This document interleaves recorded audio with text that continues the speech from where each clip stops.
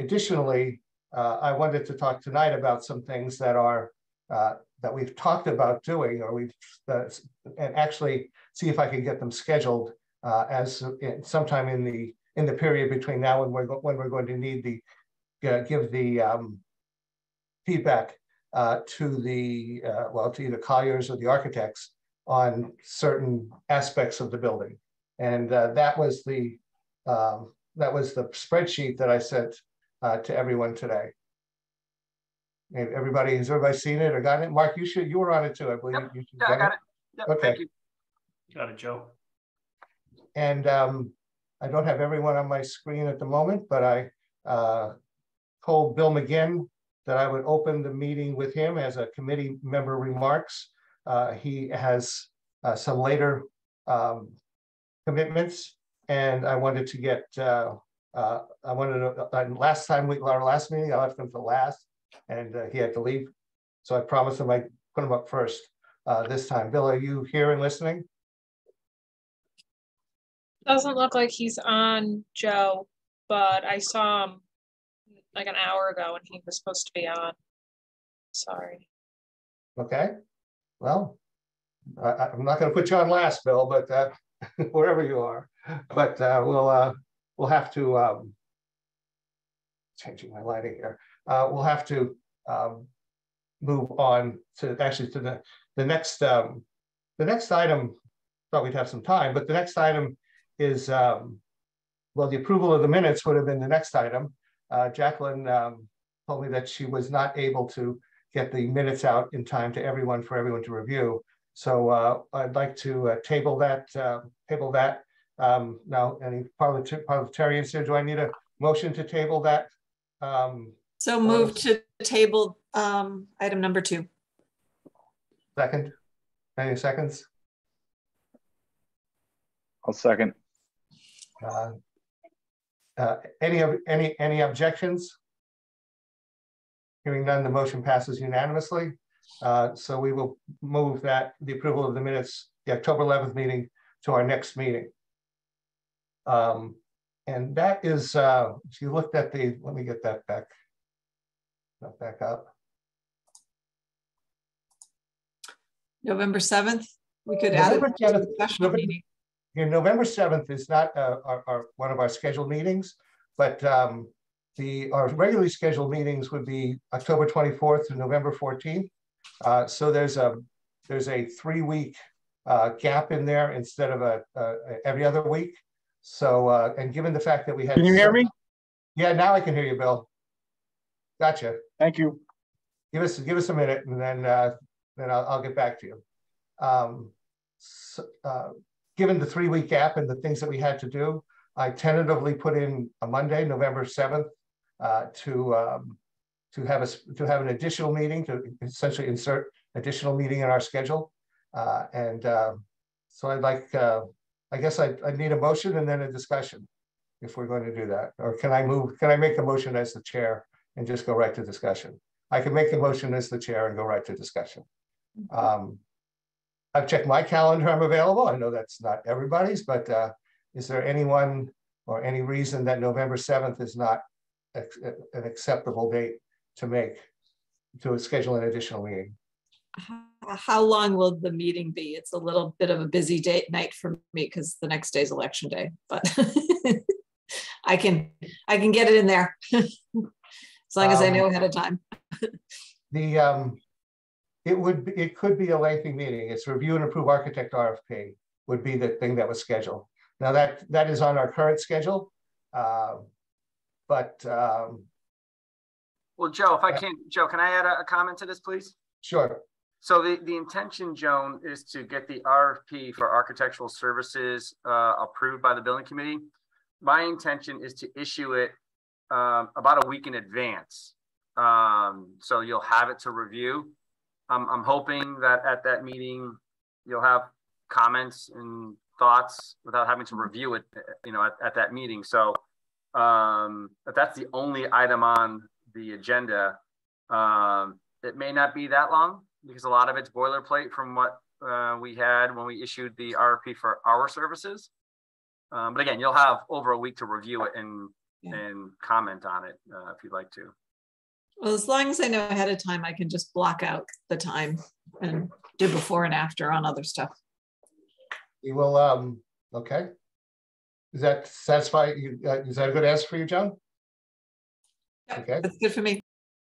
And it's good for, Eileen said it's good for her too. And anybody, Bill, you comment? So I have the building committee, the new school is on that night at 5:30. I don't know what time you're planning on. If you would like me there, I'll be there from 5 to 5:30.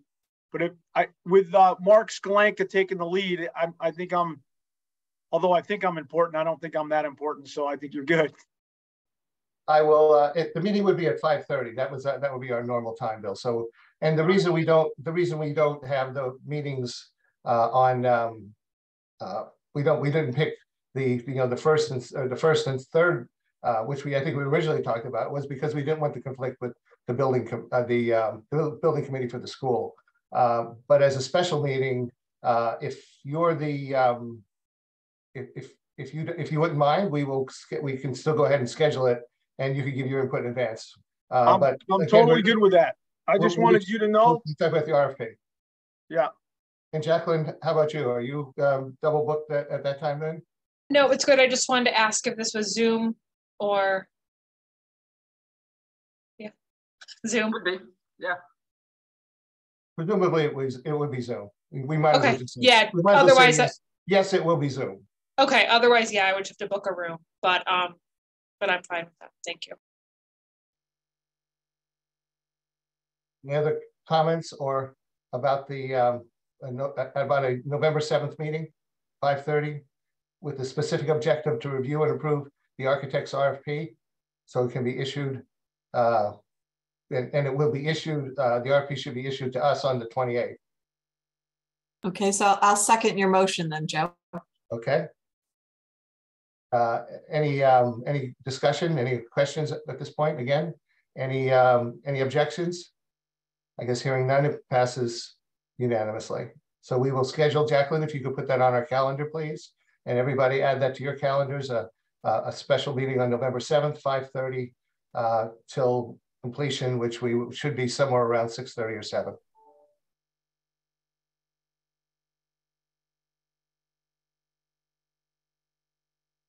Okay, I guess Sounds good. now I'd like to go back to where we started and recognize Phil McGinn as our one of our liaisons to talk about the cleanup and any security enhancements to the academy school. Thank you, Joe. I'll bring up my memo that I just put together this afternoon, but what I did is I investigated some options on cleaning and fixing the doors to re-secure the building. The primary cleaning would be to pick up the debris and the major stuff there, like trip hazards. We're not talking about vacuuming or sweeping. You know, there's so much stuff in there that we don't really want to disturb. We're just talking about picking up the big stuff. And then securing the doors so they can work, so you can get in and out, and then securing all the windows to make sure that they're locked and secured. So if you'd like, I'll share my memo that breaks down the cost, Joe. Go right ahead. So I hope you can see it. It's addressed to the chairman. It breaks down the cleaning. And the estimate is, 2 men, 2 days, a masonry dump, 2,600. Then egress and security, that's, fixing the doors and securing the windows. The estimated 2 men, 2 days, another $3,180. If we wanted additional work, he just said, if you needed 2 more people, be another $1,270. My recommendation, if you like this, we could pick part of it or all of it. And if you like it all, my recommendation would be to time and material, not to exceed $7,050 to Munger Construction. That's the overview. I'm happy to talk in detail about any part of it or anything else you'd like to. Bill, I have a question just to make sure that it's clear under the move furniture and items to create safe walk pathways.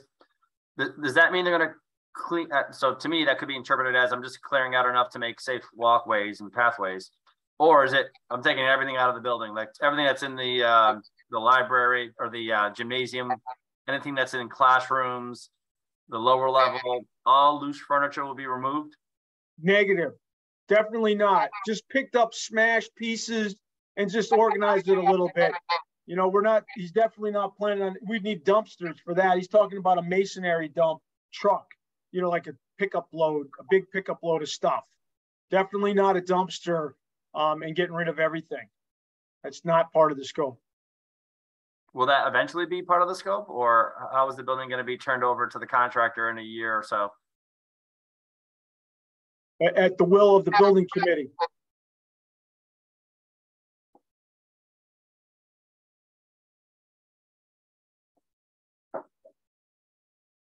Does it make sense to do that work now? Is that what you're asking, Mark? At some point, we're going to want to, you know, somebody's going to pay for it. Either the contractor's going to have to hire somebody to discard all that stuff, or the town will have to do it. You know, it's whether or not you want to do it now or do it later. Right. So, but at some point, it should be cleared out of all loose stuff, because it's obviously not going to stick around after the construction. So we're putting this out to a local company versus requesting it to be covered by internal? So say that again. I'm not clear on that. So we're putting this out to, sorry, I don't know why I'm getting back here. An external company, not to have the town staff do it? We don't have town staff that would be able to do this.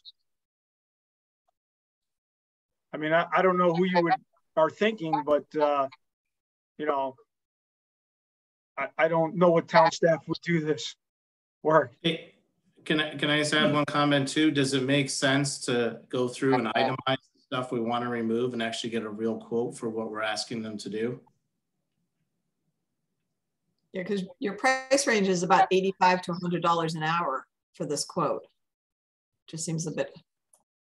Yeah, I'm just wondering what needs to be, just having been in the building through there, I'm not sure what needs to be moved, and I didn't see many egress ways locked and stuff like that. And you certainly don't want to go disturbing material, like you said, Bill. You don't want to start sweeping stuff up, because that could agitate stuff and put it into the air. I'm just wondering if there's that much work. Maybe it's just better to just secure the building and leave the rest, the cleanup and everything else, for when demo time comes, and kill a bird with one stone. One of the things that there are some things I think that we should talk about that should be removed. One of them is all the ballistic materials that are on the floor. That certainly does not create a good impression for anybody, and I think that's something that definitely should be moved and included. The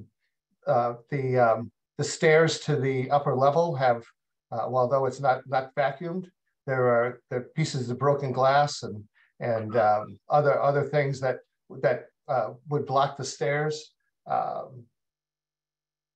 There's some, I guess we can go on and on about that, but yeah. But there are some things that need to be taken care of before we even let the architects and whoever they have go in to begin that process. Wouldn't we just tell them that they're going into a building that's been uninhabited for several, couple of decades now, and to put on the work boots? I wouldn't think you'd want, because otherwise, if you're talking broken glass, then that's sweeping. Yeah, so the ballistics would be sweeping too, and I would be cautious about sweeping whatever's settled on the floor. Because we don't know if there's asbestos dust that has settled down there. That's my concern. If we start moving this stuff around. That's exactly what I was getting at, Joe. Yeah. And I think we have to weigh that liability against the trip and fall liability and the ability to access certain parts of the building that the architects and other representatives are going to have to access. Bill? I'd like to ask Mark Sklanka his opinion. I mean, I was requested to do this and I just make a good guess at what I thought. I have an opinion, but I'd like to know what Mark's thinking. I mean, my opinion, Bill, is, all the big loose furniture stuff that, isn't going to be used by the town, whether in this building or any other building, should be just discarded in a dumpster. You'll get a better rate. It'll cost you less than, the GC or the CM hiring somebody to do it, because it'll just be marked up 2 or 3 times by the time the bill gets to you.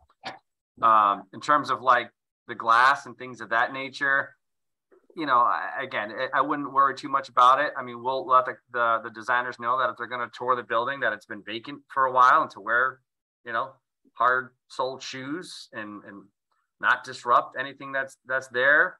I mean, we'll avoid areas that are hazards.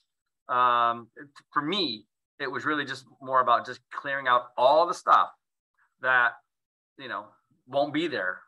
So it's an empty building when the contractor arrives in a year or so to do their work.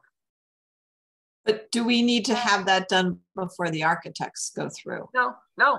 Okay, I think securing the building is critical. I think that would be really good. And then we could potentially organize some kind of cleanup effort. That's a whole separate effort of getting everything and getting the dumpsters in and everything else.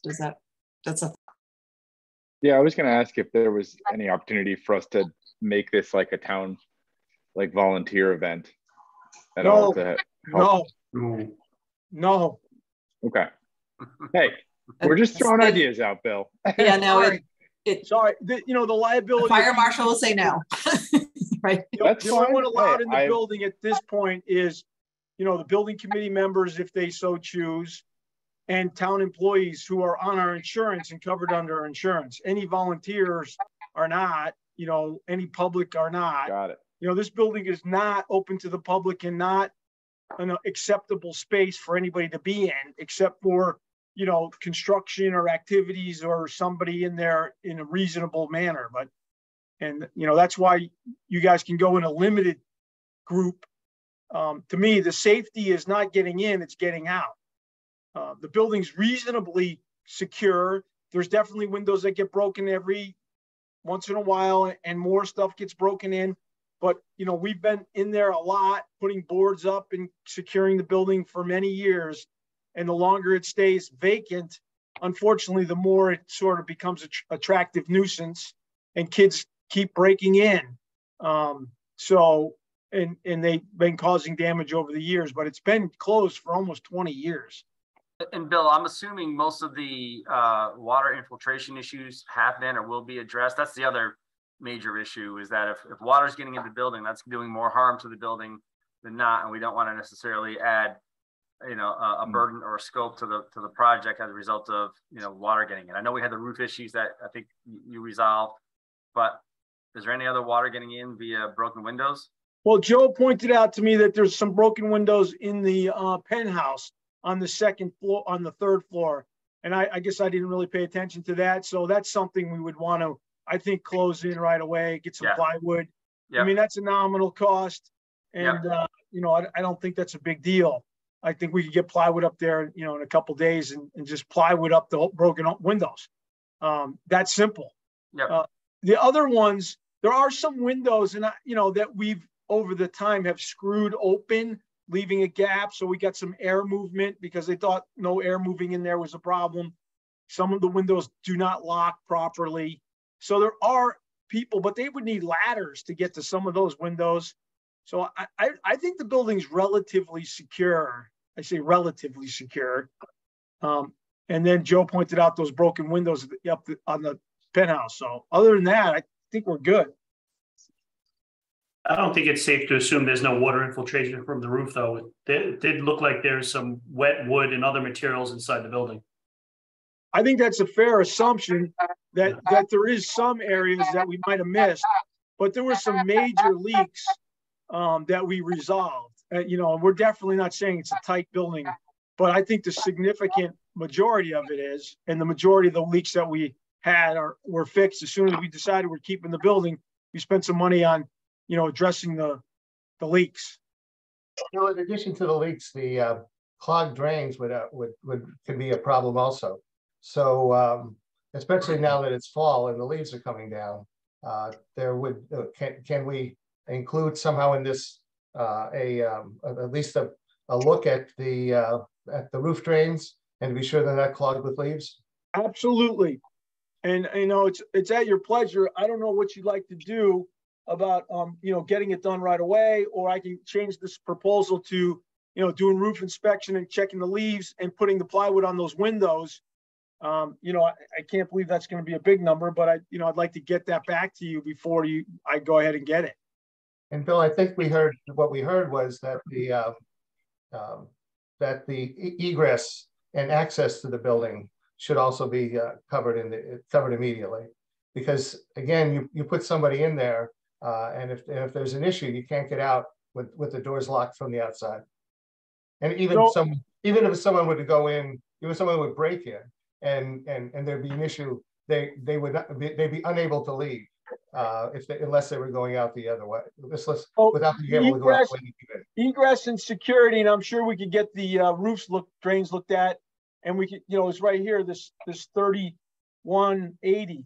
I'm sure that 2 guys, 2 days is way more than we need. Well, it depends on how many doors we do. We can modify that, but it also includes video surveillance, which I think is good. That's probably no, those are signs.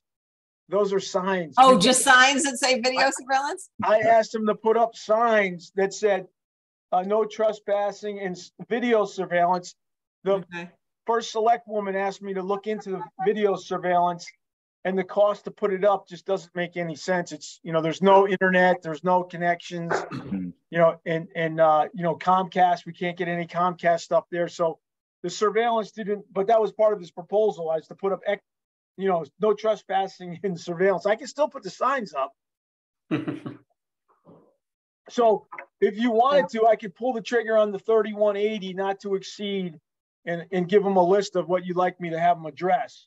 And I had 5 doors. I picked 5 doors. I picked 2 on Academy Street side, 2 on the opposite side, Academy Street, this roadside by the church, and then 1 in the front of the building along Route 1, and 2 on the other side.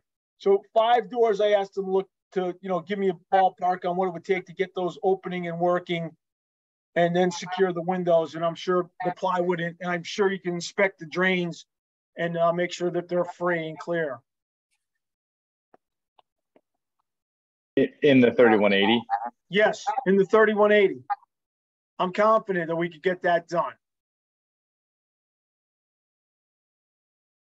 And then Bill, the second phase, if we follow Mark's lead on the second, as a second phase, a slightly longer term, would be to empty the building. And I can get a proposal from this company and see what they say. And since it's not time sensitive, we can look at that. I'll get a hard number, and I'll tell them I want to remove all furniture and all debris in the building out. And I'll get a hard number on that. And if you like it, we can move forward. If you're not, we can get other prices and discuss it then, because it's not time sensitive. I like that. What was the name of the company again? Sorry. No problem. It's actually called the Pat Munger Construction. I have my memo. It says the Munger Construction. It's actually called the Pat Munger Construction out of Brantford. I believe they're out of Brantford. I've been working with them for many years. They've done, you know, bid construction projects for us, and they also do and have a maintenance service, and they've been doing a lot of work for us, you know, doing maintenance and repairs. Got it. Joe Paradiso, do they would there be health and safety issues involving and moving the big pieces? I mean, just probably from lifting, slip, trip, falls, the typical physical labor things, I think, would be the issue, and getting them out the door where they put the dumpster and that stuff. I would just caution them against sweeping, disturbing dust and stuff like that. I would not, as Joan said, go sweeping up the ballistics, because any asbestos materials that have settled, just try to not disturb things. And I just would put an exception in there and say, does not include or hazardous materials are excluded from this work. This way they know not to dispose of paint and stuff like that.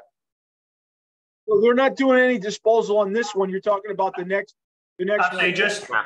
Just let them know not to remove things. Yeah, I'm assuming they know what's hazardous material.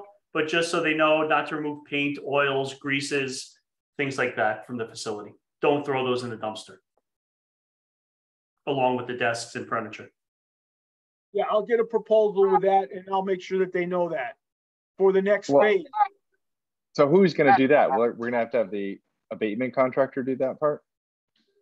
That should, I mean, the hazmat disposal? Oh, Yeah. I think that was included in what we discussed last meeting as part of the remediation cleanup work that we discussed last meeting. Hey, Mark, does it make sense to put a quick spec together so Bill can send it out to bid, at least get a few bids for the big picture, not for this work? yeah. I mean, yeah, we could help Bill write an RFP for a scope of services to remove, you know, furniture and stuff. Yeah. I mean, is it that much more expensive to have the abatement contractor just to hire someone to do it ahead of time? Maybe that makes sense or not. Is it more expensive for an abatement contractor to remove desks? Yes. No, but I'm saying, but if you had him kind of do everything in one shot, you know, clean the floor, do everything. Yeah, again, when they get to abating this building, you know, whenever they do that, they will put it under containment and they will abate it and they will clean it and they will, you know, do air sampling and make sure that nobody's in the building, shouldn't be in the building, and that when they take the containments down, that it's a clean site. I wouldn't conflate the two issues. I would keep them completely separated. All right, so just a quick spec, I guess, just itemizing out what we want removed, right? And then Bill can send it out to bid. Yeah. Bill, maybe you and I, because I'm down in Atlantic City for a couple of days. Maybe end of this week, you and I can meet at the school and walk and just come up with a quick scope of work. Great. And there's no big rush on this. This isn't time sensitive. I think we can definitely put it together end of the week and we can have it at their next meeting. Is that the 7th? Maybe it would be the 7th. And if it wasn't the 7th, it was the meeting after that is a week later, is the 14th. So yeah. It's time sensitive enough to get it done, but not to we're not going to give you a deadline of the 7th. If it's the 14th, that's fine. If it's the end of November, that's fine too. I don't see any issue with waiting even another 30 days to get that done. If we've been waiting almost 20 years, you know, if we wait another month, it's not going to significantly impact the situation. Oh, so it's good winter work for a contractor anyway. It's easy work, so it won't take a lot of time. This is a couple days worth of work. You know, AJ wants to donate his time. He can go ahead and bid on it. Well, he's on the committee, so he's allowed to go in the building. Yeah, I'll just go with my pickup truck. AJ and Al's moving services. AJ and Al. I'll meet you there with my hazmat mask on, right? Yeah. We'll get in our steps, right? Yeah, exactly. We will.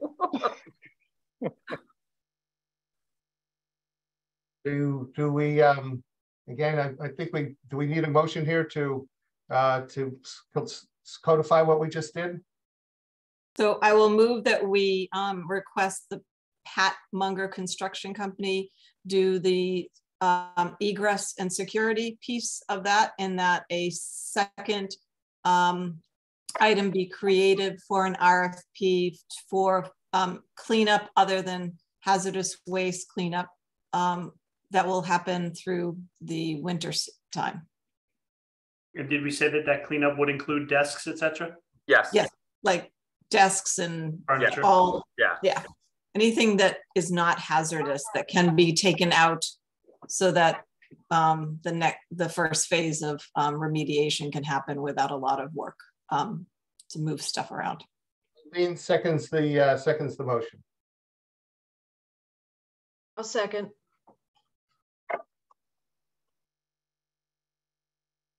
Any other discussion on it? Anyone opposed to this? That makes a unanimous approval. Motion's passed. And Bill, that gives you the lead on this, and with Mark on the helping with the second phase. You got it. Thank you very much. Unless there's anything else from you, I'm going to head out. And Bill, I did want one question on this that's not related directly to cleanup, and that's we talked about motion sensors and lighting. Yes. Is that would that be something that we still can do, or do we want to move that, move that until the end of November also. Well, if you're asking me to get prices and look into it, I can happily do that. I don't have a good feel for how many lights are out there and what a big deal it is. I need to look into that. If there's already fixtures there and they're working and we can put some kind of motion on them, that's one thing. If I have to remove the fixtures and put new fixtures up, or if I have to put wiring, that's a whole nother thing. So I just need to look into it, and maybe I'll come back at the next meeting with a scope and stuff. If that's what you'd like me to do, I can look into that. Okay, and even if it's not motion sensors, even if it's timers, I mean, there are daylight timers or photocell timers that will just leave things on in the evenings. I don't think there are too many neighbors who would object to lights if they were pointed down in that area. But if you could consider something simple enough that we can do it quickly. And I'll be happy to look into it. So exterior perimeter lighting. Yes, and I think on yours and Al's advice, I would also at some point, and Al, if you could set this up, talk to someone in the police department, Chief Drum, if that's the one, just to let them know our concerns and that there's going to be activity around the building. This building's going to be in the local news. It'll be talked about it at and maybe in a public forum in the next couple of months. And we just like to be sure that we get enough police patrol or police presence to keep the building secure and especially in the overnight. No problem. Al, are you setting that up? Would you like me to? Either way, Billy. Why don't you set it up? And if you need a little nudge for my office, I'll be happy to help. I got it. No problem.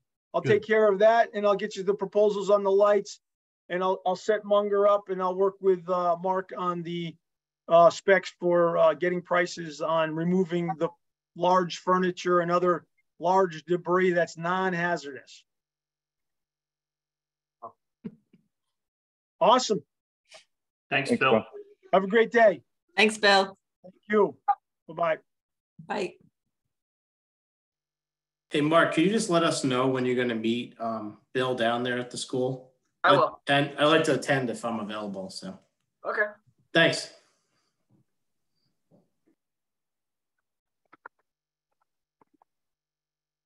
There are, let's see, so we have somewhere between 30 and 60 minutes left, or 25, and there are two items on the agenda, and both of them can be can take a while.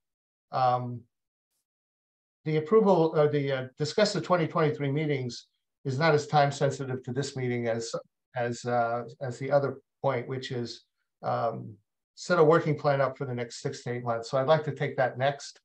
I'd like to again iterate where that let you know where that came from. The last meeting, there was one of the questions from one of our members about how is the agenda set up for each of these meetings, and to date the agenda has been set pretty much by things that we had to do, things that were required to move the project forward. Although in various conversations, both in the meetings and sometimes out of the meetings, we've talked about doing other things.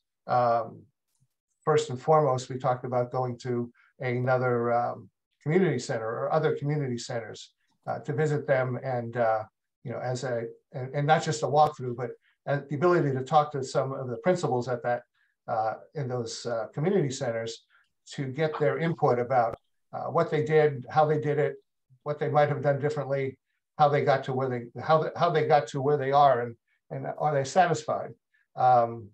And as Mark and Dave and I were talking about the requirements of Colliers, I was making notes about some of the peripheral things we talked about, and that's the list, which has in no particular order of the of some of the things that we're going to have to be able to give information to or give to the architect on at some point, whether that's early on or during the design process.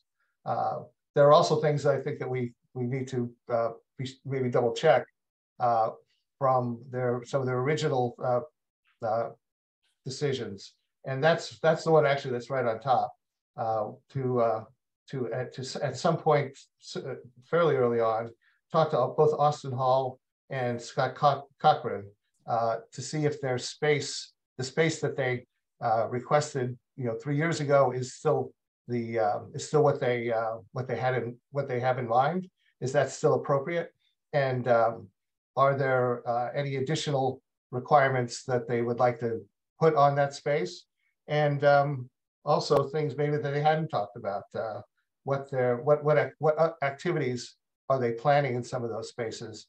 If they can look that far in the future, that would influence the way even the general building was, the general rooms were configured. Comment. Yeah. Do we want to, for the flexibility for the architects, do we just want to ask how much square footage or how many offices do you need? That kind of question versus specific spaces that they wanted? Or do we want to call out now those specific spaces? Al, you've kind of not lectured me. You've talked to me pretty regularly about this. Do you want to opine on that question? Because you've had more direct experience. Could you refine that question a little bit, Joan? So my thought is I'd like to give the architects the most flexibility as far as design goes. So my thought process would be asking both Youth and Family Services and Senior in Austin for Beach and Rec, how much square footage or how many offices do you need what types of space do you need versus here is what we've laid out and these are already set and you can't touch them. Well, I think Joe is correct in his comment. These space requirements were defined some months ago, and I think it's very proper to check to see if it's still the right set of space requirements, and whether it's square footage or whether it includes divvying up the space. I think this committee should speak directly to those two department heads. Absolutely. I imagine. Well, I don't want to anticipate what they're going to say. Informal conversations with Scott Cochran tells me he's very focused on what has been designed so far and thinks it's appropriate. But I think the committee members, need to speak with him directly. I think our Beach and Rec is more flexible because we now have the Beach and Rec relocated, as you know, down at Surf Club. And they've only been there since the summertime. They haven't been through a winter yet, but so far I think it's worked out very well. And it may be that Austin is rethinking where some of his staff people need to have their office space. So I think a conversation at this time, Joe, is very, very appropriate. So if we just even just going to the first box on the upper right, if that's a yes, and this is an important discussion, not so much for the architects, but I think for Scott and Austin I think it's probably more important to them than it is to the architects. They have, from what I understand, there was somewhat of a negotiation that got to us got to the point where they were identified on the plan, and checking with them and being sure that that's still their need I think would be appropriate. We have 7 or so members on the committee. I think a couple talking to, 2 or 3 talking to Austin. I don't think we all need to go trooping into his office. And I don't think we have to bring him to a meeting. If we make these interviews only at meetings, we're not gonna be doing it with the stuff we have to do with Colliers, and we'll never get through all the meetings. We'll end up having daily meetings. So I'd like to propose that some members of the committee volunteer to see Austin, and maybe Austin and Scott, or maybe some Austin and some Scott. Although I think I prefer one group to speak to both of them, and see if we can get some feedback from them. Joe, are you suggesting that we don't bring Austin and Scott to this next building committee meeting or a follow-up building committee meeting to just talk to the full committee about their needs? Well, I don't know if that's necessary or not. That's why I would like to start with a smaller meeting, but I'm not wedded to that. If we think we just ought to bring them into the next meeting, both of them to the next meeting and talk to everyone at once and let everybody hear what they have to say. I mean, that would be that's an alternate, and that's perfectly acceptable. I think it would be the best way for the information to get disseminated amongst everybody. In this way, if for some reason Erin's not there, but then you bring back thoughts and comments, and she has a comment about, well, what about this or what about that, and we forgot to. I think personally, best practices is that if you bring them into the full committee, and then you can all, in advance that they're coming, you can think about questions to ask. Might work best for everybody, including Austin and Scott, that they met with the full committee once versus a small group and then, lost in translation. The thing that we can't do is we can't do that for everybody that we want to talk to. No, but they're the main primary users of the building, I think, right? And Austin's Beach and Rec was proposed to manage the building for the town and facilitate, coordinate, and organize, and blah, blah, blah.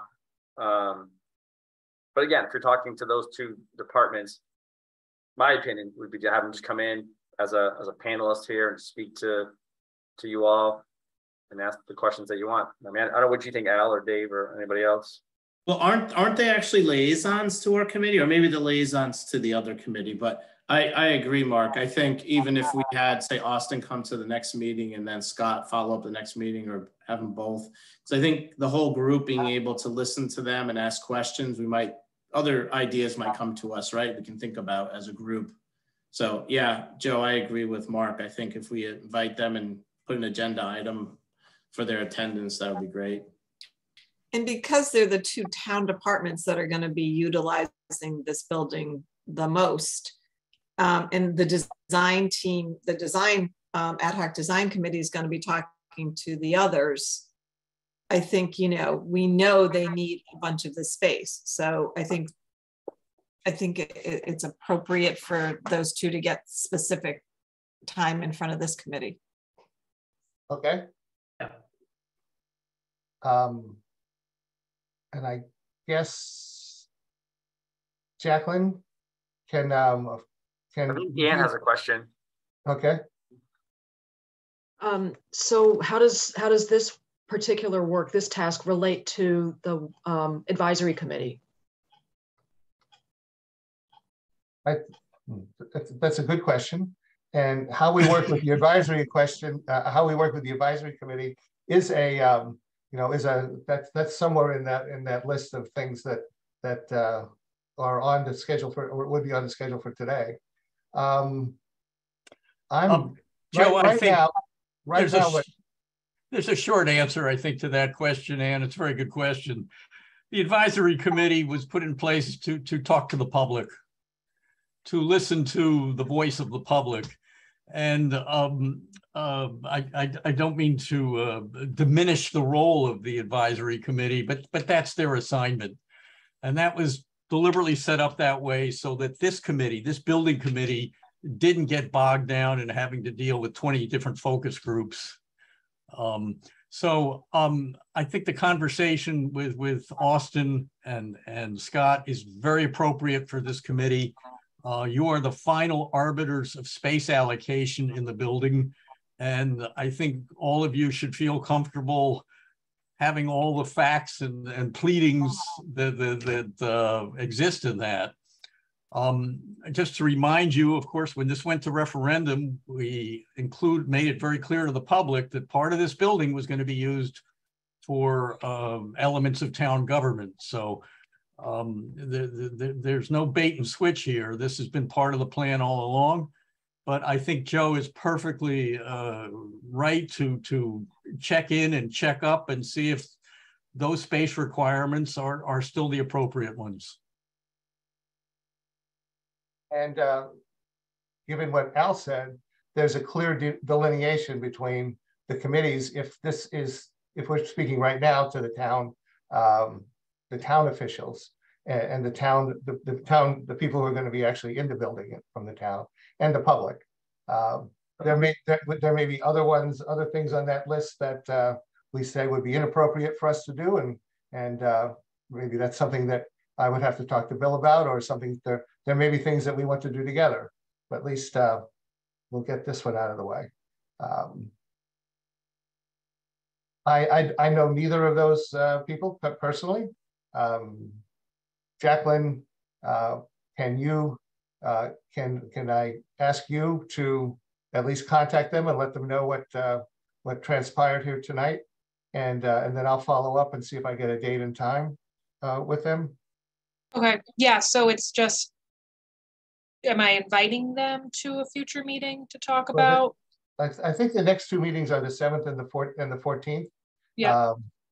I guess we can put this up for discussion, but I would like to get them separately. I think they're both, there's enough in both of their areas that we should give them their full attention at a meeting and not try to do both.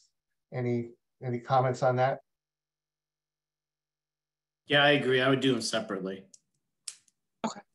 Okay. So it's basically the 7th and the 14th would be the two dates that we would that are open. If one of them can make one and the other make another, then that would be a good start. And then I'll follow up and let them know why we're doing this and what we're doing and why we would like them at our meeting.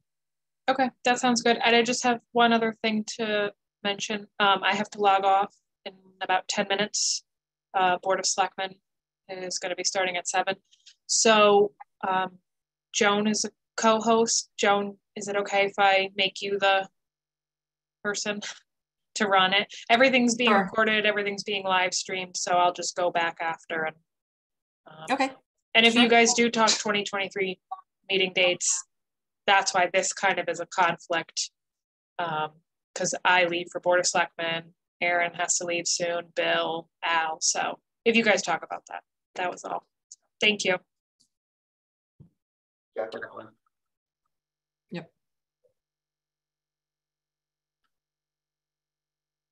Okay. We have Austin Hall taken care of and Scott Cochran. Maybe that's a good segue into the 2023 meeting dates. While at least some Jacqueline's still here.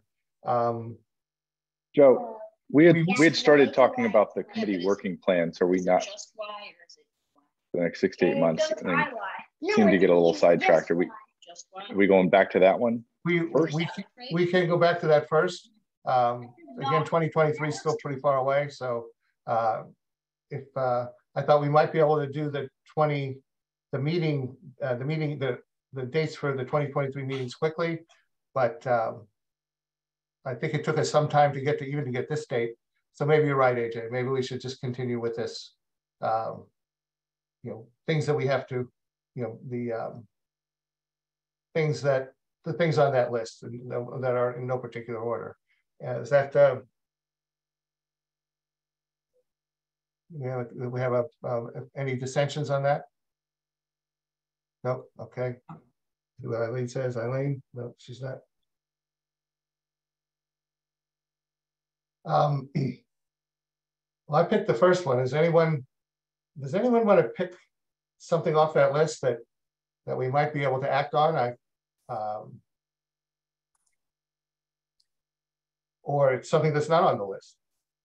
Joe, I just have one question. I know last week I thought you were meeting with someone from the Greenway Trail. Did that occur? I noticed you had. Yes, I did. You have a very short update on that because the meeting was not very consequential. There are people who are thinking about the Shoreline Greenway Trail and bicycle access to other places in the town and connecting, but there's no master plan for that. So I was only asked to consider, and this is only in the external, outside the building. to connect the area from Meeting House Lane at Lee Academy to the corner of Academy Street and Bradley Road somehow. And I pointed out that I take that route at times. I've actually biked that exact route, and I cut diagonally across the fields. But I didn't think cutting a bike path diagonally across the fields was a solution to that question.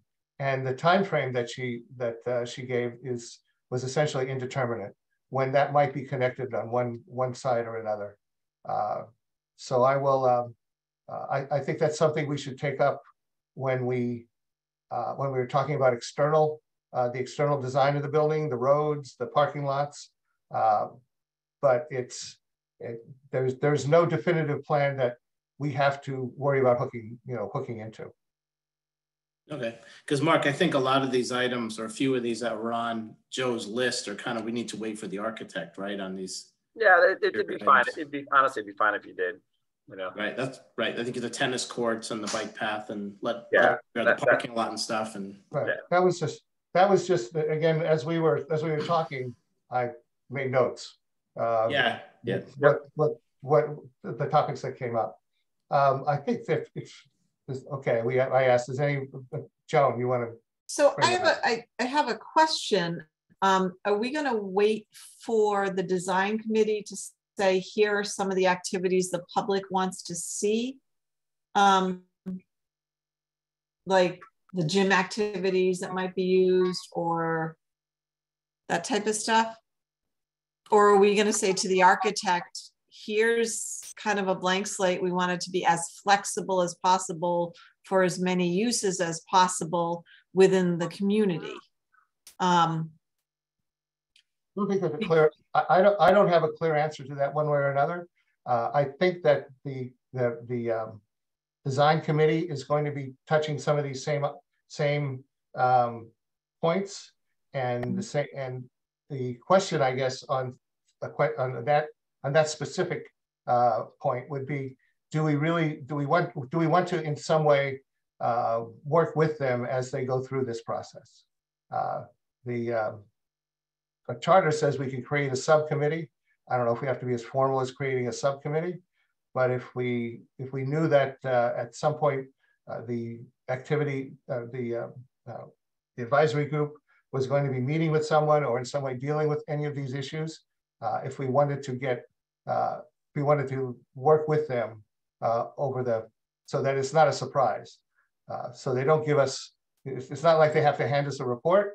That we're working with them on some of these topics, not necessarily all of them, as we go forward. Al has a question. He's up. Yeah, I think Mark might be very helpful in answering that question. I think we should ask Mark to help us understand at what points in time will the architect need certain kinds of information? In other words, before a schematic is done, Mark, what does an architect need? And then as we get further in, when it's time to figure out the furniture, fixtures, equipment, and outfitting, what does the architect need to know? What are those rough dates? And I think that would help answer this question. So yeah, the earlier the better for more major concepts, right? So we talked last meeting about major pieces that would impact the structure of the building, right? So Joan, you talked about flexibility. Yes, that's always been the idea. Beach and rec, youth and family services, flexible, whatever, right? Mm-hmm. So if the design review committee came back, and again, I always go back to the natatorium thing, because if the public says they want a pool, okay, that's going to add $5 million, $10 million to this project, right? And you're going to make the decision if you want to do that or not do that. The other example I used is rooftop gardens, right? These are things that we typically see. So, we've got access to a roof through that penthouse, we want a rooftop garden there for the community. Okay, now it has to be accessible, which means you have to have an elevator that goes up there. So now you're changing major components of the building to accommodate program. That would need to be decided very early on, right? Because what we're going to do is the first 3 or 4 months of the design, we're going to come up with a program and a schematic design that Al just spoke about, and it's going to get estimated. And that says, okay, we're on budget or we're over budget. Well, I can tell you if we add major structural pieces to this that were not envisioned for the 15.9, we were going to add budget. Now, I'm not telling you can't exceed your budget. I'm just telling you have to go back for more money if that's the case.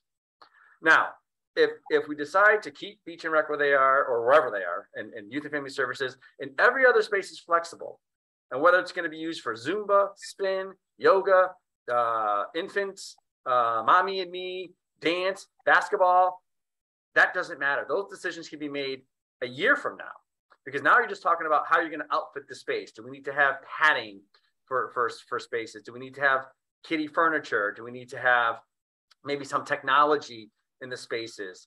Those can be decided later on. So I don't know if that answers your question. Major soon, stuff that, you know, what kind of whiteboards you have, or furniture, that could be down the road. Sort of a follow-up question, Joan, but I know you had maybe a follow-up question as well. So go ahead, if you want to go first. So looking at the dates that we have sketched out here, we're looking for architectural submissions by the 21st. So it sounds like we're not going to have a lot of fidelity in exactly what we're going to need. And, you know, what I guess my question is what should we expect to get by the 21st of November from architects? Will we have enough? Will we be able to give them enough information so they could come back with rough sketches and say, here's our general vision, and then we can kind of pick the architect we align most closely with? Or is it going to be too vague, and then we're going to end up like not having all the answers we need by the time we are asking people to come and bid on this project? They're gonna, honestly, AJ, what you're gonna see from the architects is a mix of ideas or approaches, right? Some architects are gonna say, I haven't met with anybody. I haven't met with you. I haven't met with the town. I can't propose anything for a building because I don't know what you want. The RFP is gonna say it's gonna be a community center that will likely house beach and rec, likely house youth and family services, likely refinish the old auditorium, not likely, will refinish the old auditorium, and general flexibility for the building, bringing it up to ADA accessibility, full hazmat remediation, $15.9 million. So some are going to come at you with some, well, I can tell you QA&M is going to come at you with a design that looks a lot like what you've seen for the last 2 years because, well, that's what they came up with. And other firms are going to say, you know what? I haven't met with anybody yet. I don't know ultimately what you want. So here's how we're going to approach the first 2 or 3 months of the project with lots of meetings and data dump and charrettes. These are some of the buzzwords you'll hear. And then at the end of that, will lead to a product that looks like this, and then that, and then here's your new community center we just did for you in Windham, Connecticut. Others will take a stab at a couple of office spaces and flexibility because they know community centers, AJ. They know generally what goes into community centers, right? And they're gonna match you with some concepts of what they could look like from a flexibility perspective. You know, one of the concepts was to enclose that atrium, make it occupiable space, right? Seems great. Some architect may come at it and say, no, that's a bad idea. Here's what I would recommend. Oh, okay, that's a really cool idea. We don't know. So it's going to be a mix. Honestly, they're going to be given as much information as any other project that we typically solicit architect services for. Okay. Here's the program, roughly speaking. Here's the budget. That's the keys. The budget is the key, by the way, because if you don't give them a budget, they're going to give you like, woo, crazy stuff. But we give them a budget. And 15.9 is not construction, by the way. That's project. What they're going to have to play with when it comes to construction is about, I think, $12 million. So they're okay. What can we do for $12 million with this building to give them what they want? So is the key that we're not going to give them the baseline plans that were done a year or so ago? No. And let them sort of rethink it on their own. Yeah. So the last thing you want to do, Joe, is say this because you're going to get architects to say, well, I'm not going to submit because now they have a plan. You know? So why? Yeah, no, I like it. Let the creativity juices flow. Yeah, I think what you said though, Mark, was that all those plans are out on our website. So they've all so if they really are interested in seeing what the original plan was, it'll be out there for them to see. Yeah, and some of them may take shots at them. Joe, can I ask one question? And maybe Mark, I'm looking at the dates on our meeting. And you have our Monday, our next meeting, the November 7th, review and approve the RFP. But it says that RFP is going out on the 28th. Is it just a typo, or is there?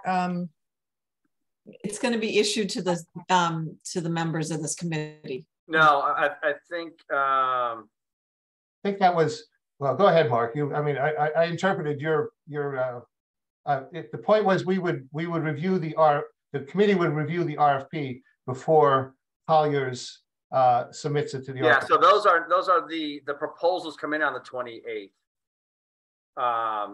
So what'll happen, Aaron, is you're going to get the proposals on the 28th. So the proposals are reviewed, and you shortlist down to the 3 or 4 that you want to interview. No, I'm talking about on the line item of November 7th. Yeah. Where it says review and approve the architect RFP to be issued on 10/28.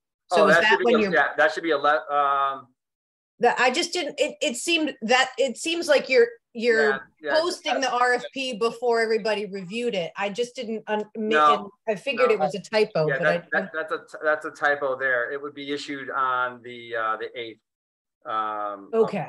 I think what you did, Joe, was originally we were talking about issuing it on the 28th, and that was after the 27th. The Board of Selectmen ratifying our contract, but then that got changed to a later date. I think November 4th is what I heard. I think the what I meant by issued would be that was the date that we had talked about, that Colliers would send it to our committee. Our committee would then have between the date of that, whatever that issue is, and the date that it's going to go out to the architects, which is it's on here somewhere. That's correct. So that it would give us, the committee, approximately a week to review it before we discussed it. So we wouldn't just see it for the first time at a meeting and then be expected to be able to discuss it intelligently. Yeah, that makes more sense. That makes perfect sense. I wasn't sure if I missed something. Yeah, it's not all worded properly, but that's because I wrote it in Excel. It's hard to be coherent in Excel. That's true. Thanks, Joe. Okay. Yeah, I think part of our discussion with Austin is not necessarily just what people might be there because they're going to be managing the community center, but what the true needs are, considering it's one basketball court and we have a full gym at town hall on the town hall campus. So I'm just trying to figure out, I think we need to talk through with him what the thoughts were as far as programming goes. And he may have some new ones because he's now new to the whole Beach and Rec group and have a different viewpoint than what was potentially being talked about. That was one of the things I wanted to talk about, was the fact that I kind of want to give the architects as open of a concept as possible. From having walked the space, from a theater perspective, the stage that's actually in the gym is a better stage than the one that's in the quote unquote auditorium part of it. It has the capability to fly scenery. It has the capability to drop things down below the stage door. So and you can load things in and out much easier than you would. And it has no light versus there's so much light in that front area for a theater that it would become, we'd need to add the darkened shades or something to darken out during performances if you were going to do that. So that was just my thought. I want people to come at this with a fresh perspective, so to speak, as much as possible. I think on all the pieces of the puzzle. John, I think you're right. Yeah. From a programming standpoint, if you don't want to limit the architects and sort of give them that free rein to think about things other than sort of how we envisioned it a year or so ago, they will need some programmatic points of head count, not just for gyms, but even for their own offices, head counts, things like that to plan around. So I don't know if we need to include that in the RFP and get that from them over the next couple of. Well, Joe, building code's going to dictate head count, not the other way around. I mean, the space of that gym and the auditorium is going to dictate how many people can actually sit. No, I meant for their offices and stuff like that. So when we say there's going to be beach and rec, and there's going to be beach and rec, there's going to be youth and family services. They'll need some programmatic information around those spaces, not the gym, not the occupancy things. Their offices. Yeah, that was kind of the approach I was thinking of from an office space and programming space that they know, because that's what family sees. Yeah, they need programming space in one area and office space in another, or in the same area or whatever. So, okay. Are they using offices? Are they using cubes? Is it all open concept? Are they talking about 10 people, 5 people, 4 people? Are they hybrid? All this stuff can come into play to determine what their office space looks like. Those all sound like great questions for us to ask. Yeah. But I think Joe's point was well made, though. We should specifically ask those two for their office needs. I agree. Or do we not give the architects free reign over their area? I don't know. Maybe that's the question. No, you don't want to give the architects free reign over their spaces. I mean, they're not going to want free reign. They're going to want to know exactly what you want. And we might actually already have that now that I think about it. Early on when we were doing the planning, we might have received their program. And is it still the same? Well, that's why it's good to bring them back, because it's been a... Joan, you're on mute. Yeah, I think if you've got anything that you've had for when we did the initial concept design, and then we can just kind of come back to them and say, okay, here's what you initially said. Is this still the case, or is there a bigger need or a lesser need? Yeah. Those are the two questions, I guess.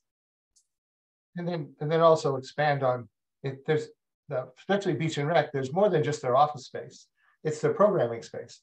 Is the flexible environment we're talking about suitable for what they see that they're going to be doing? Or is beach and rec going to be all outside? It's going to be down at the surf club. It's not. So there is no programming for beach and rec at the community center. It's going to be somewhere else. So it's office space and programming space that they're planning for that building. Yeah, I think for both departments, yeah, that's the piece we need to ask. Okay. So here, let me share my screen if you don't mind. This is what we had from them, which is exactly what you're talking about, a programming document. Existing space, number of staff, recommended square footages of, this is for youth and family services, not for beach and rec. I'd have to look for that. So we've got a big head start. Great. Can you send that out to the whole committee? That would be great. Sure. To look at. Yeah. That gives us do you have the same information from beach and rec? Yeah, that's what I'm looking for, Joe. So for some reason, Joe, I remember their space, it's smaller and not as defined, because youth and family services needed a lot more space. I don't know if I ever received from Austin. I'll ask him if it's okay with you. I'll ask Austin if he has a programming document that he shared with the previous firm, and I'll get that from him.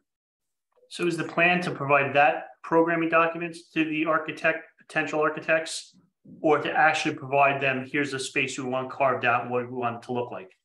No, the intention, Joe, is to give them the programmatic square footages that we need. We need 6,000 square feet for youth and family services.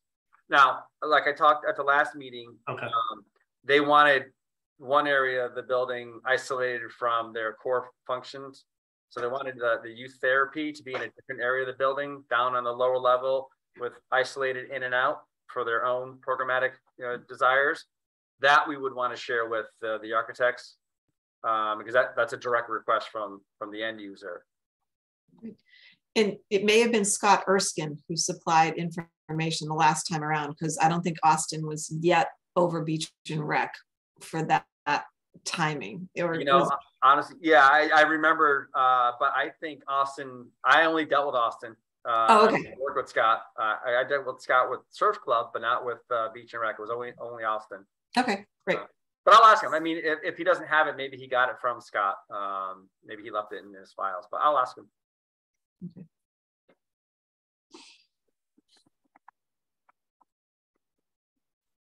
One other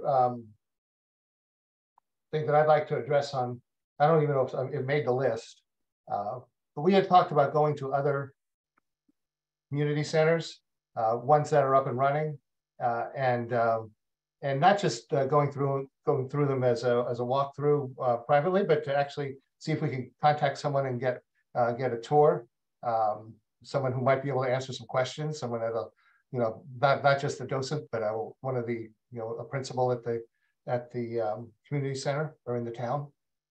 And I'd like to be able to set that up sooner rather than later. I know a lot of the information we're talking about isn't needed till later, but there may be a lot more information we'll have to get to. So it's not this isn't the only thing that we have to do. Would anyone like to volunteer for that effort? Joan? I'll be a part of that. Yeah, I'd love to see other ones and talk to people. Yeah. Okay. And when you do that, if you could invite 2 other members of the committee, so we don't get a quorum. Although when I talked to Lauren Rhines last time, which was a little bit a while ago, Eileen said I'd like to participate too. So that's Eileen Davis. If there is something I'd like to go too, Joe, just so I can keep a record of what I'm hearing and seeing. Okay. Just so I could. If it's a tour, we're not necessarily limited to 4 people or to 3 people rather, that we can have. If it's as long as we're not discussing any. In that case, we certainly would not be discussing any plans or making any decisions. That'd be information only. So if you could invite the whole group, and then we'll see if we need, I don't know if we want to troop 10 people through it, but if you invite the group, we can divide it up among whatever number of places you think you can set up. So are there any in particular that we would want to see, I guess is my question. Are there specific ones? Do we want to go back to the list that the ad hoc group did a few years ago? I think Branford has been talked about by several people, right? And I've also had some people mention Guilford as another one, and they're close, right? So after that, I think there's. I'll pass and let anybody else say if they have an interest. Yeah, I think there's a new one, Rocky Hill too, right? Rocky Hill and Wyndham have community centers as well, and I'll find some other ones. It depends how many you want to go to. I've recently been to the one in North Haven and the one in Woodbridge because they have pools for the swimming meets. But I mean, let's not go there then, Dave. Exactly, out of those 2. And I have a suggestion from Eileen. That we coordinate with the members of the advisory committee. If they're planning on doing something like this, in the immediate future, that we should make, we don't want to have two groups going there asking the same question, that we can coordinate members of both groups so that we can not, as I said, not do twice, not have the same people say the same thing twice to us. Mm-hmm. And I don't think there's anyone that's been assigned that from Bill's group, but I'm going to talk to Bill on Friday, or maybe I could even talk to him sooner, to see if that effort is being coordinated by anyone in particular that I could refer you to, Joe. Okay. Mark, did your company do some of these projects? We did. Yep. Okay. So you probably have the contact people? Yep. Okay, great. So I can. Yeah, you can work with me on contact information.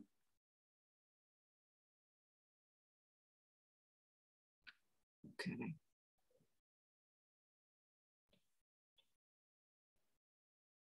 All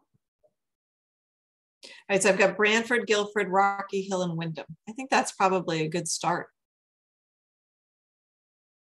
And if you're in other towns and you happen to be near their community center, jump in and let me know. Jump in the pool. Bring your suit and jump in the pool. Yeah, I'm not going to the, do not bring up the pool. That will be. Well, I think it's. Well, if I win Powerball tonight, then we'll have a pool. How does that sound? With $500 million. What the heck? Right. Well, I think it's common now because a lot of high schools don't have pools anymore. You know, they're building them at community centers. You know, yep. It's nature. Which is interesting to me because then to me that's a higher liability piece to have a pool in a community center. My thought process, but. Well, the maintenance fees are really expensive for the pools. I forget what Cheshire had budgeted per year. It's a lot. It's huge. No, it is huge. It's not so much building the pool and the structure, it's maintaining it. Yep. Having just a little old pool in the backyard, I can tell you, it's not cheap. And every year I think, should I just fill it in? So. Be careful what you do. We had a neighbor who filled it in several years before we moved in, and they forgot to like break up the bottom. And the pool literally began floating to the top, and there was instead of a level surface, there was a mound in their backyard. Yeah. No, I just replaced the liner. It's going to be around for another 20 years. So. Oh, excellent. We'll have to have a summertime gathering here. So. Well, that's very generous of you, Joan, considering this is October. Well, I have a fire pit too. We can hang around the fire. Is it heated? Is the water heated? Yeah. No. And it is closed. I'm thrilled that it's closed because we closed it just before the real heavy winds came. So all the leaves and stuff is on top of the cover, not below it. I'm psyched. I timed it right for the first time in probably 25 years. So I don't believe we need a motion for any of this. For this type of work, and it is part of our charter to work with the advisory committee. So, and I'll contact Bill tomorrow and let him know what our plans are, and again, not have him not duplicate efforts with them. I'll also ask him what he might be planning, and to see if that's if there's something that we can tag along on his immediate schedule. The last okay, I'll take I'll take a back seat again. And is there any other issue that we'd like to bring together in the last 10 minutes or so that we might want to begin the process of investigating, at least for now? Do we want to try? So right now there's a schedule for 2023 that stays with the first and the third Mondays, and I think is that correct? Yes, right. That's the way I put it in that. Oh, actually, it's the second and the fourth. Second right? and fourth, yes. Sorry, that's our current, and that's and that issues with that interferes with the Board of Selectmen. The first and the third interfere with the or overlap with the group, the schools group. So Mondays would pretty much be out if we were to go forward and not overlap anybody who's already existing. Okay. Any thoughts on other days, maybe? Well, there's Tuesday, Wednesday, Thursday. I'd say. I don't think we want to be. If we do Fridays, that might get out of control. I'd say Friday I would veto Friday. Some people second that veto. Some people do meet on Sunday. I don't think that's appropriate. So it's Tuesday, Wednesday, Thursday, and Joe, is there a potential I do them during the day? Do they have to be at 5:30 at night? No, we can make them anytime. I mean, I don't know how others, but I mean, I could probably carve out something during the day if I knew what it was every week or every other week. I don't know how others feel, but it's just tough, like having kids, because I have kids out right now. They have to go pick up soon. They're here or there, you know? Yep. I mean, to me, just what if, go ahead. As long as there's Zoom. Yeah. Yeah, I was going to know, do we want to earmark any of these particular meetings for in person, such as interviews and stuff like that? That may be a second topic. But no problem moving it to Tuesday or Wednesday. I prefer not Thursday. Thursdays get a little hectic for me at work and they become long days. So Tuesday, Wednesday, I think are better. Okay, I just want to. Yeah, Dave, I'd be okay in the middle of the days if we probably couldn't go more than an hour. I don't think I could carve 2 hours out in the middle of my day. This is gonna be tough. Yeah, I could do an hour. Well, I think even these meetings, if we keep them at night, we got to try to keep them to an hour if we can, you know, going forward. Yeah. That's as we get to some of the discussions with Colliers, that will be difficult. Yeah. Mark's laughing at us. We're thinking we can be done in an hour. He's blaming me. Yeah, because Mark just keep talking, right? Yeah.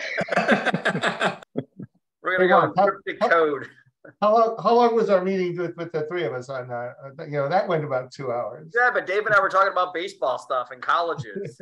Yeah, right. At least a half an hour, 45 minutes. I'm retired. I could do just about anything, but I agree that I agree with AJ that people who are working can't necessarily carve out more than an hour. And I don't think we can hold. Again, we can keep them to an hour as long as we keep them focused. And as I mentioned, maybe in one of our conversations, there's going to be a lot of meetings before meetings, right? There's going to be working group meetings. There's going to be subcommittee meetings.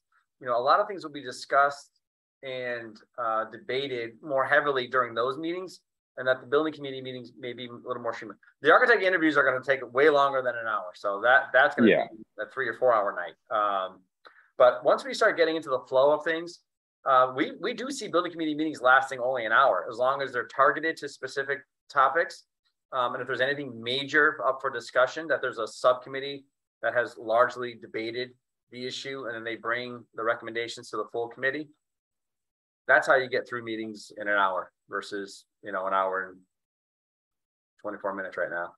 Yeah, just a second thought too. I would prefer to keep them at night.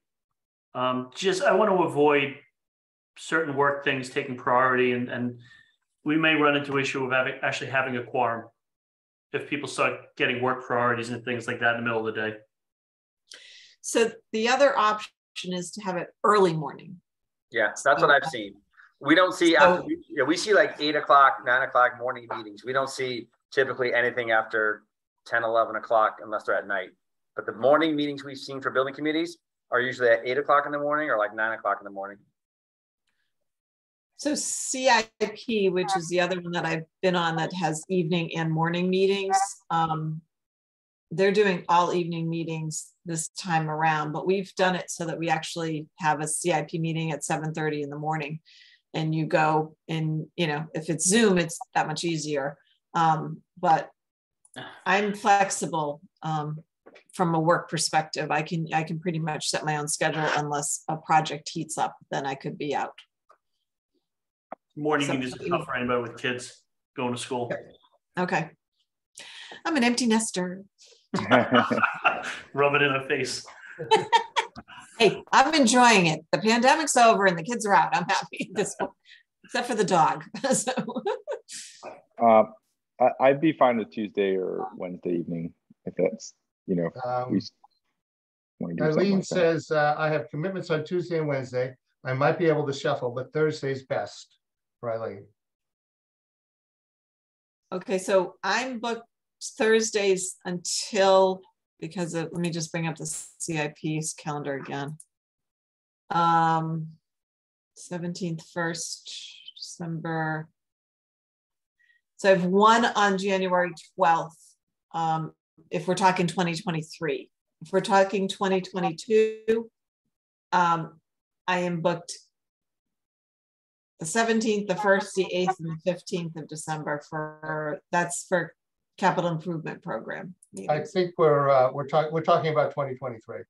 Okay. We've already set the dates for 2022. So I think, 2023, Thursdays are fairly open for me too. Thursday is a better day than Tuesday. I'm pretty much free Wednesday. I do have monthly meetings on Tuesday, sometimes twice. but sometimes two meetings a month on Tuesdays. But Thursdays would be open for me. Thursdays are fine for me as well. Thursdays are fine for Eileen. Thursdays are wretched for me. Or what? Thursdays are horrible for me. Okay. Those are, yeah, we cram everything into Thursdays. Okay. Now you just spend half a day traveling. Joe, if it's Yeah, helpful, Thursdays are usually tight for me too. we can, Jacqueline can send out a doodle poll where everybody kind of That's can probably check best. in your That's the times, best. and then let's do we'll that. end up that'll kind of calculate where we have the most consensus for time periods, and at least share that with you. That might be a little easier than. It'll have to be a doodle poll try that has like a hard no, and okay, I could be flexible if that's what people choose. So there has to be more than yes and no. It's have to be yes, no, and maybe. Yeah, that's how they usually are. Yep. I can talk to Jacqueline about that if that's helpful, and send it to everybody and staff too, because it would be helpful to be able to make sure that at least we have some staff here for consistency as you guys move forward too. Cool, thank you. Okay, so our regular meeting with the RFP review, the interviews is on December 12th. That's what we've currently. Yep. That is the date based on the current schedule. The current schedule, Collier's current schedule. Okay, and do you feel, Mark, that we can do these interviews in one night and they have to be in one night? Okay. Yes. Yep. It'll be a long evening, Joan, but I think you should do it in one night. It's the cleanest way to get through it. Right. Do we want to do those in person? I would suggest in person, similar to our interviews. Those are best done in person. For those that can't, maybe have a Zoom option for somebody that can't make it, but yeah. Yeah, I agree. Erin, can you look and see, or let Jacqueline know that we'd like to do a hybrid on that one day? I think that would be worth it to do the hybrid, and that way if they're the public can also hear questions and everything else of the architects, because the project manager, no offense, Mark, but I think the people are more interested in the architects who are potentially going to be chosen than the project manager. I know, crazy as it is. I can look into that. I'll let you know. Is there any other question? Not to kind of rush you, and I apologize. I have an item on the Board of Selectmen agenda that I have to hop off and hop onto their meeting this evening. I think we're about ready to close the meeting, Erin. So okay. So that would mean that you don't get another item, and hopefully no one gets another item. Okay, I'll work on the doodle poll with Jacqueline and the hybrid abilities for 12/12. Okay. I think if we have enough.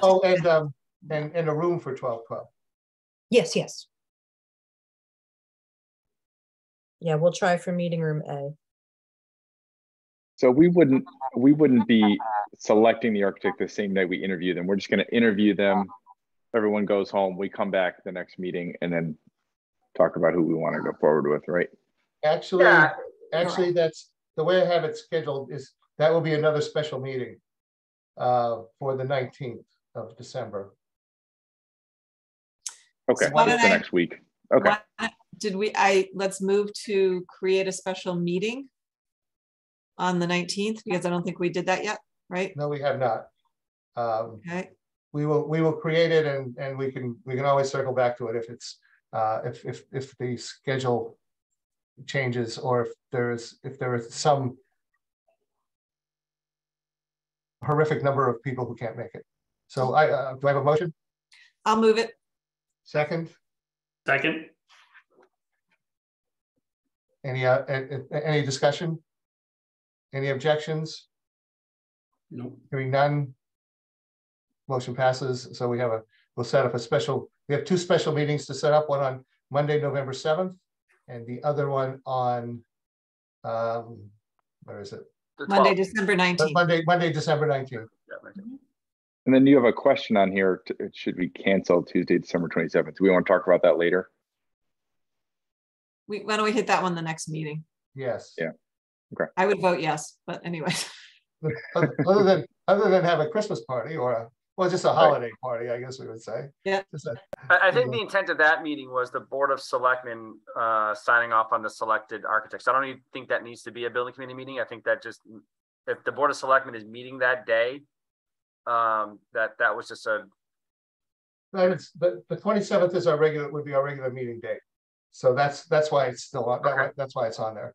Okay. And we even advertise that as our as a meeting date. So if we're going to cancel it, I don't know how much notice we have to give, but we should consider canceling it at that point. You can all go to the Board of Selectmen meeting. Why not? Just what my kids will probably want to do with me. Tell them they serve ice cream. When AJ's not cleaning out the building, he's going to be at Board of Selectmen meetings. Yeah, come on, kids. We just finished cleaning the building. Let's go to the Board of Selectmen. I was going to say, you might not be done cleaning it by then. But. So the only other activity that's going to come up is I'm going to talk to Bill Stableford on Friday again, and we'll get back to everyone if there's anything that comes out of that of interest. So we still have public left. If you're on, we have one attendee, or is that Eileen? Probably Eileen. 430-9786, maybe. Let's see, I'll see if I can pull up her text, if I can see it. That's me, she says. Okay, so I was just going to say, any public comments? We have no public. The last no public comments. Fair